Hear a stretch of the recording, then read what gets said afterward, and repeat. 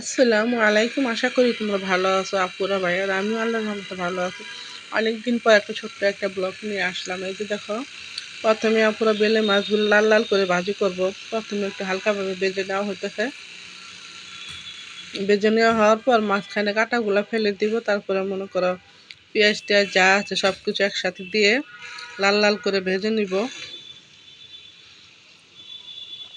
আর এই যে দেখো, এই পাশে মাছ ভেজে নেওয়া হইতেছে ভুনা করার জন্য।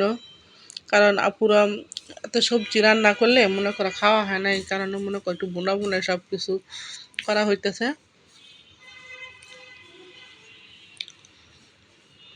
তোমরা আমার পাশেই থাকো, দেখতে থাকো।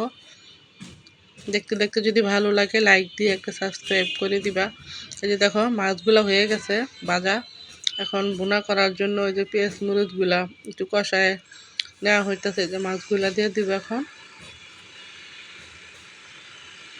কারণ ছোট্ট একটা ব্লগ শেয়ার করলাম আপুরা অনেক দিন পর। কারণ শর্ট ভিডিও এখন মাঝে মাঝে ছাড়া হয় তো, কারণ ওই রকমভাবে কথা বলতে পারি না পুরা, এই কারণে লং ভিডিও ছাড়া হয় না। এই যে দেখো, মাছগুলো ভুনা হয়ে গেছে প্রায়। আর এখন এই যে দাঁড়া, মানে এই যে বড় ফুল দাঁড়াগুলো আছে না, বাত্তি দাঁড়া, ওগুলা দিয়ে কাঁঠাল বিচি দিয়ে গুঁড়া মাছের মতো সব কিছু একসাথে দিয়ে একটু চটকায় বসায় দিব। লাস্টে চাপা শুটকি দিয়ে দিব।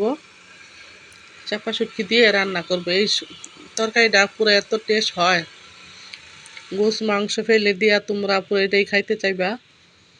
ওই যে দেখো, কাঁঠাল বিচার দাঁড়া, কাঁচামরিচ, তারপর পেঁয়াজ, মানে সবই একসাথে দেওয়া হইতেছে। গুঁড়া মাছ যেভাবে বসাও না পুরো ওই রকম করেই।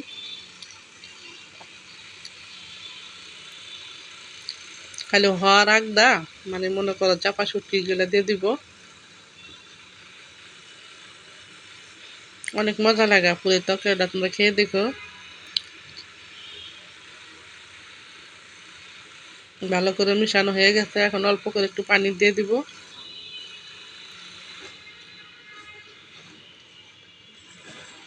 ওই যে দেখো কতটুকু পানি দেওয়া হলো। আর এই পাশে মনে করো গরু কলিজি ভুনা করা হলো।